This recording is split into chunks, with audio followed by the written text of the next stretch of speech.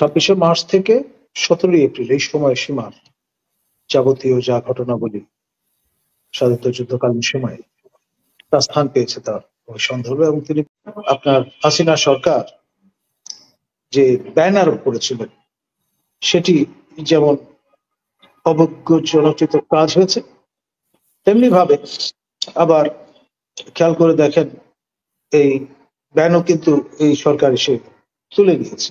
সেই সিটিটিসি কে এখন মূলত কাজে লাগানো হচ্ছে আপনার ক্ল্যাম্প ডাউন করা যায় যাতে হিজবুত তাহরীরের উপর সেই কাজ। কারণ হিজবুত তাহরীর যে বিশাল নেটওয়ার্ক, তো ফারুকের মতো লোক যা তার হাঁটুর সমান বয়স, সেই লোক যদি আপনার পূর্ণমন্ত্রী মর্যাদায় উপদেষ্টা হতে পারে তাহলে তিনি এই রকমের অফার গ্রহণ করবেন কেন? কর্নেল ওলি সম্পর্কে আলোচনাটা শুরু করি। আমি যতটুকু অনুধাবন করতে সক্ষম হয়েছি যে কর্নেল ওলিকে আমাদের এই সরকারের অন্যতম প্রভাবশালী উপদেষ্টা অ্যাডভোকেট আদিলুর রহমান খান শুভ্র তিনি আলাপনী সহযোগী তাকে আমন্ত্রণ জানিয়েছিলেন বৈঠকে যোগ দেওয়ার। ফলে তিনি তার রাইট হ্যান্ড লেফটেন্যান্ট আপনার বিকল্প ধারার যিনি সাবেক একসময় প্রতিমন্ত্রীর আসনে অলঙ্কিত করেছেন সরকার রেদওয়ান আহমেদ, তাকে সহ হাজির হন ফরেন সার্ভিসেস ট্রেনিং একাডেমির দোরগোড়া। সেখানে তাদের জানান দেওয়া হয় যে লিস্টে তাদের নাম নেই।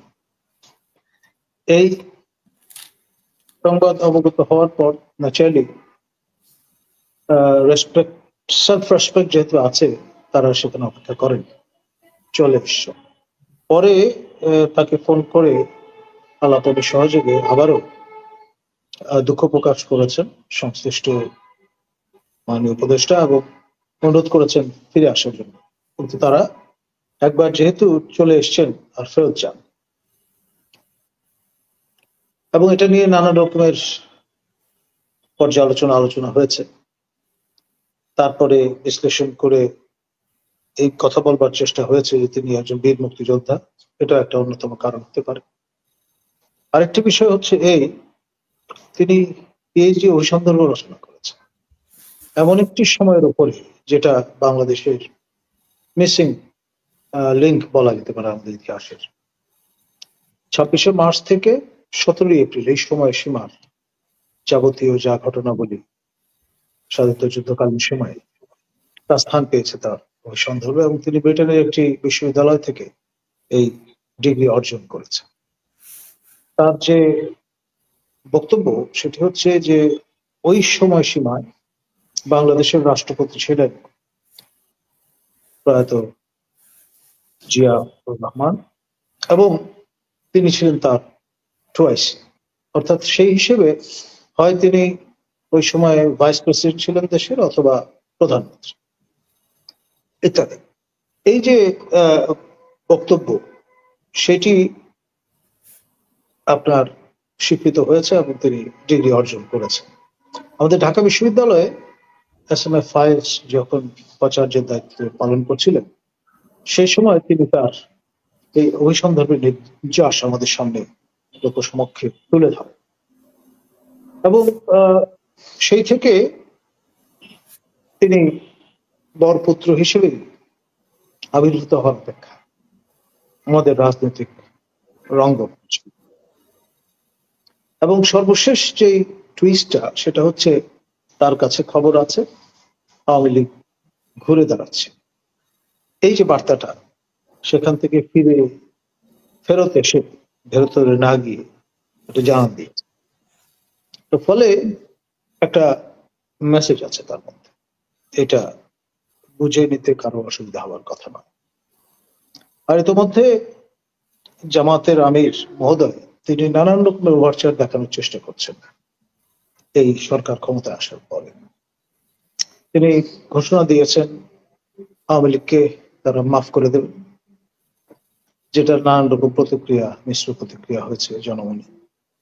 তারপরে তিনি বলবার চেষ্টা করেছেন নারীদের পোশাক আশাক নিয়ে স্বাধীনতা থাকবে। তারপরে কোথাও কোথাও এটা ট্রল হিসেবে এসছে কিনা আমি জানি না, যে 4টি বিবাহ বাধ্যতামূলক করা হবে পুরুষদের জন্য, এরকমের বক্তব্য তার রেফারেন্স দিয়ে সোশ্যাল মিডিয়াতে দেখেছি আমরা। উনি যেটা বলেছেন নারীরা যে কোনো পোশাকই পড়তে পারবে, যদিও এটা সর্বশেষ, তারও আগে ওই 4 বিয়ের নারীরা যদি ইউরোপিয়ান ড্রেস যদি পড়তে চায় বা এর থেকেও বেশি কিছু, সেটা কি উনি কিভাবে দেখবেন, সেটা তো উনি বর্ণনা করেননি। যদি এটা জামাতে মানে কথার পরম্পরায় কথা আসে, হয়তো পরবর্তীতে তিনি আরেকটি ব্যাখ্যা দেবেন। মোট কথা তিনি যেই বার্তাটি দেওয়ার চেষ্টা করছেন, জামাত ইনক্লুসিভনেসে বিশ্বাসী, জামাতকে ভয়ঙ্কর একটি মৌলবাদী দল হিসেবে চিহ্নিত করবার যে প্রয়াস অনেক মহলে আছে, সেটি যেন লোকজনকে প্রভাবিত না করে। যেমন মুজাহিদুল ইসলাম সেলিম তিনি বলেছেন জামাত একটি অবৈধ দল, সম্প্রতি তিনি এই বক্তব্য রেখেছেন। মজা হচ্ছে জামাত আমাদের বাংলাদেশের সবচেয়ে পুরনো রাজনৈতিক দল, আপনার 1941 সন থেকে তাদের যাত্রা শুরু, তারা এখনো ঝান্ডা উঁচিয়ে আছে।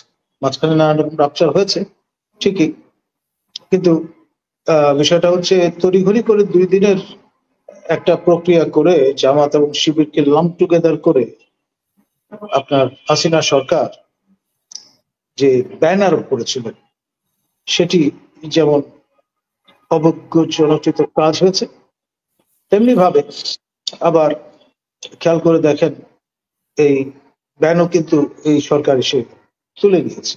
কিন্তু হাসিনা সরকারের প্রথম যে ব্যানটি হিজবুত তাহরীরের উপর, সেটি কিন্তু তারা আবেদন করেছেন তুলে নেওয়ার জন্য, কিন্তু তা তুলে নেওয়া এখন পর্যন্ত হয়নি, বরং তাদের মিডিয়া সেলের যিনি প্রধান তাকে আটক করা হয়েছে। এখন এক যাত্রায় পৃথক ফল হবে কেন, এটা নিয়ে নানান রকমের প্রশ্ন কিন্তু জনমনে আছে। সর্বশেষ যেই দেয়াল গাত্রে আমরা পোস্টার দেখলাম হিজবুত তাহরীরের, সেখানে শিরোনামে বলা আছে অবিলম্বে ভারতকে শত্রু রাষ্ট্র হিসেবে ঘোষণা করতে হবে, এই দাবি তারা তুলে ধরেছে। এখন এই যে প্রচার প্রপাগান্ডা গুলো হচ্ছে, সেগুলো কি ব্যান আরোপ করার কারণে বন্ধ করা গেছে?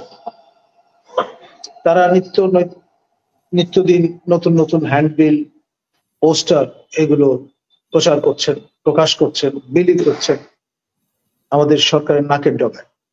আবার ব্যানটাও পাশ্চাত্য দেশগুলোর ভ্রুকুটি আছে বলে হয়তো বজায় রেখেছে। মানে এই যে আপনার একটা দ্বিমুখী কৌশল, এটি কতদূর পর্যন্ত টেনে নেওয়া যাবে সেটা নিয়ে কিন্তু সল্ট অনেকে ভাবছে।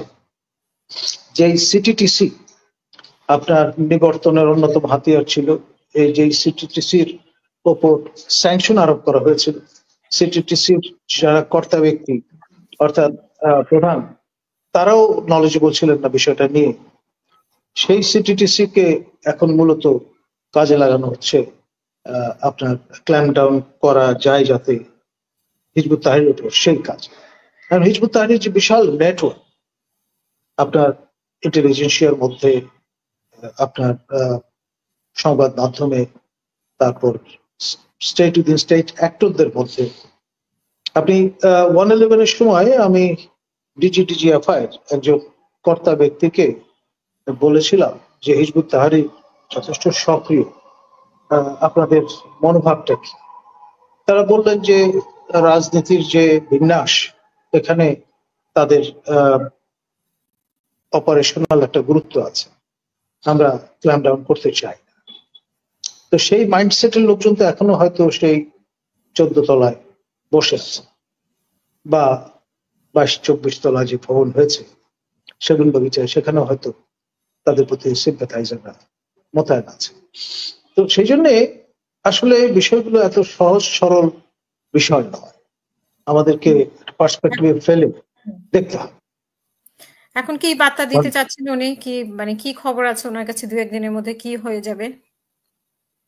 যেটি সম্ভাব্য, অনেকে অনুমান করছে যে সরকারের পরিবর্তন আসবে, ফিউশন অফ নিউ ব্লাড।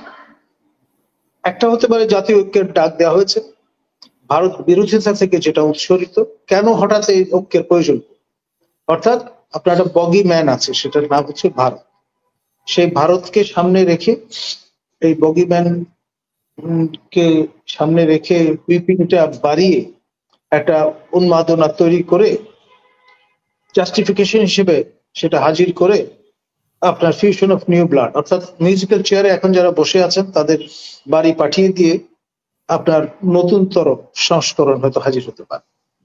এটা এমন হতে পারে যে আমিরের ভাষায় যেটা 2-3 দিন, এমন হতে পারে যে আমরা দেখব জামাত এই সরকারের শরিক হয়েছে, আবার এমন হতে পারে আপনার জামাতের সঙ্গে ছিলেন, এখন নেই, কিন্তু যথেষ্ট গুরুত্বপূর্ণ ভূমিকায় আছেন এবি পার্টি, আমার বাংলাদেশ পার্টি, তাদের থেকেও ইনকর্পোরেশন হতে পারে।